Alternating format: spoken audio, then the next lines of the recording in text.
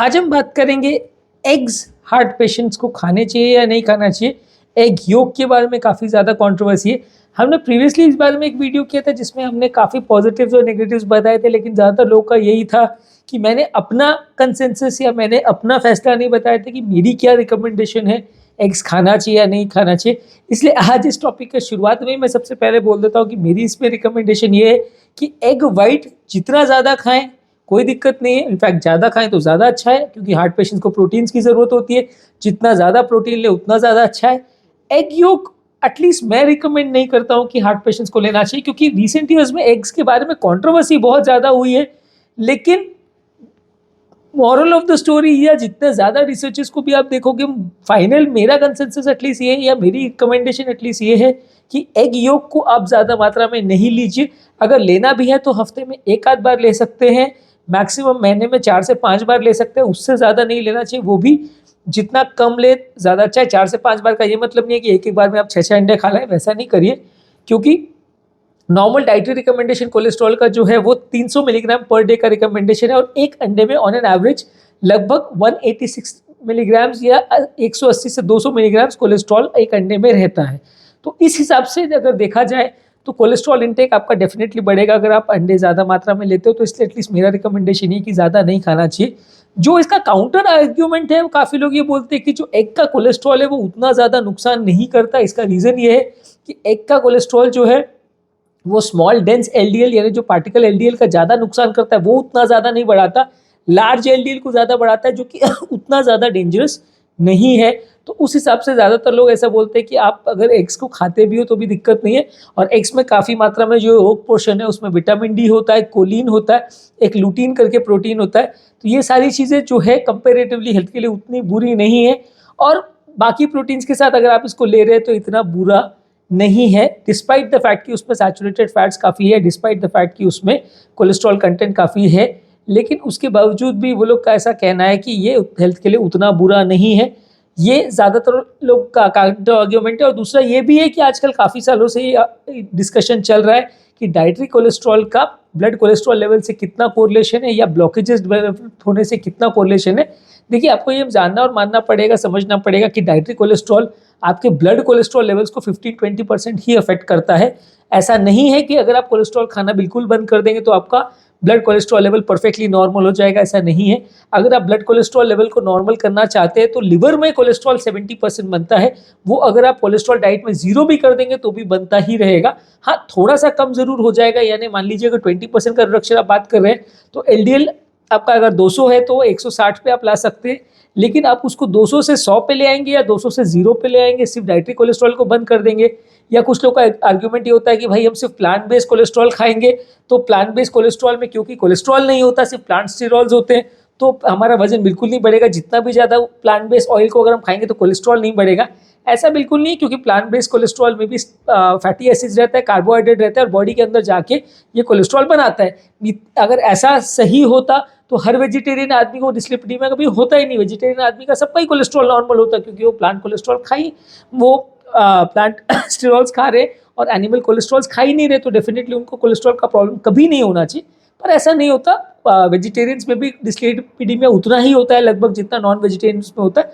Non vegetarian में मे भी 10-20% prevalence आप ज़्यादा मान सकते हो।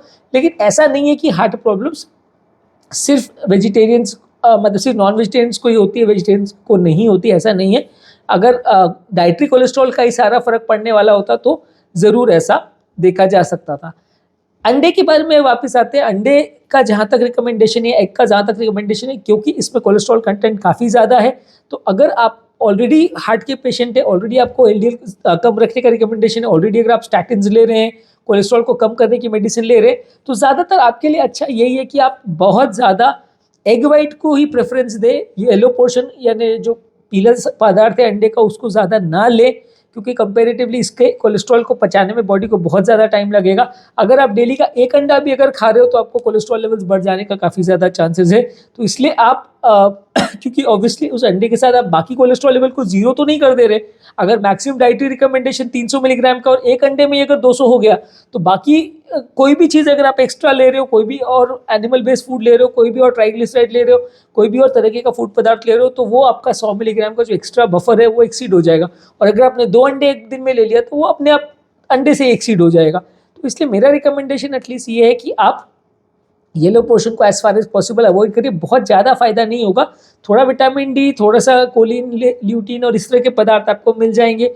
उसमें भी थोड़ा प्रोटीन कंटेंट रहता है तो इसलिए आपको थोड़ा प्रोटीन्स मिल जाएगा, लेकिन बदले में जो साथ में कोलेस्ट्रॉल पैकेज डील के साथ जाएगा वो उतना ज़्यादा फायदा नहीं करता है, इसलिए आप उसको ना ले तो ज़्यादा अच्छा है। बाकी जो एग्स के बारे में मैंने एक डिटेल वीडियो किया, उसमें जो वो डिस्कशंस है कि एलडीएल को वो किस तरह से अफेक्ट करता है और वो क्यों इतना बुरा नहीं है, और जो कोलिन ल्यूटीन है उसके बारे में भी ऐसा बोला गया है कि वो ब्लड कोलेस्ट्रॉल लेवल्स को उतना बुरी तरह से अफेक्ट नहीं करता, इनफैक्ट थोड़ा पॉजिटिव वे में ही इफेक्ट करता है। तो ये सारे आर्ग्यूमेंट्स हैं जो फेवर करते हैं कि अगर आप अंडे को ले भी रहे हो तो इतना बुरा नहीं है, लेकिन एटलीस्ट मेरी रिकमेंडेशन तो ये है कि आप ज़्यादा नहीं लीजिए, क्योंकि इसमें फ़ायदा होने के बदले आपको ज़्यादा नुकसान ही होगा। प्रोटीन खाने के और भी बहुत सारे सोर्सेज हैं, वे प्रोटीन है, प्रोटीन पाउडर्स आते हैं, प्रोटीन सप्लीमेंट्स आते हैं, अंडे का वाइट पोर्शन आप ले सकते हो, लीन मीट्स आते हैं, आप वो सारी चीज़ें ले सकते हो।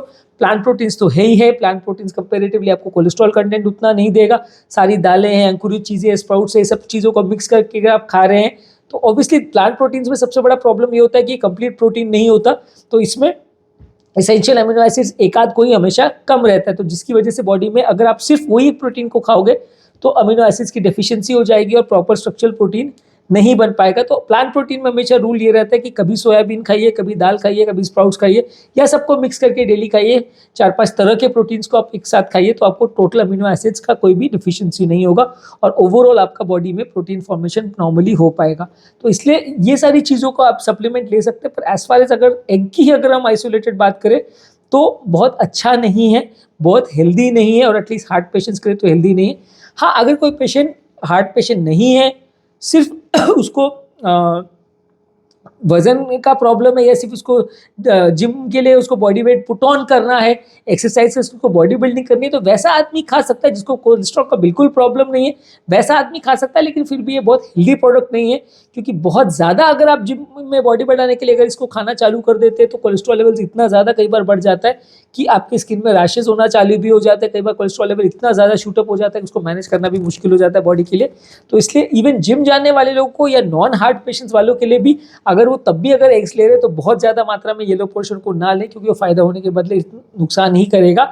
हाँ, इंटरनेशनल डेटा काफ़ी हद तक आजकल इस तरह की बात करता है कि एग्स उतने बुरे नहीं, आप एग्स ज़्यादा ले सकते हो, पर प्रॉबेबली मुझे जहाँ तक लगता है कि ये ज़्यादातर चीज़ें जो एग इंडस्ट्री है उसकी प्रमोट की हुई चीज़ें हैं। क्योंकि इसमें हुआ क्या था कि जब ये एग्स के बारे में इतना नेगेटिव डेटा आने लगा था तो यूएस वगैरह में और वेस्टर्न कंट्रीज़ में एग्स खाना लोगों ने बिल्कुल ही बंद कर दिया था।